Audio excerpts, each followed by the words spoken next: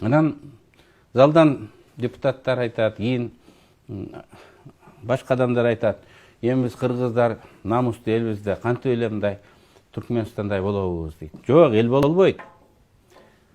Бир президент 20-30 жыл отуруп калса селекция болот. Ийилип кызмат кыла турган, ийилип колун өбө турган адамдар чоңойот. Гордыйлар, намустуулар сыртта калат. Балким Россия башка өлкөгө сүрүлүп, эмигрант болуп качып кетет.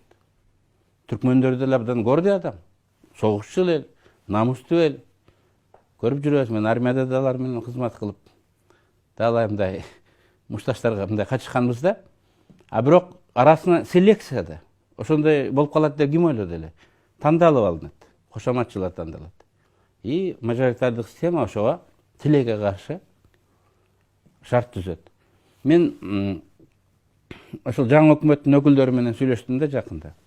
Аналар да сен айткандай мажоритардык система жөнүндө айтат. Мен ушул сөздү айттым да, айттым.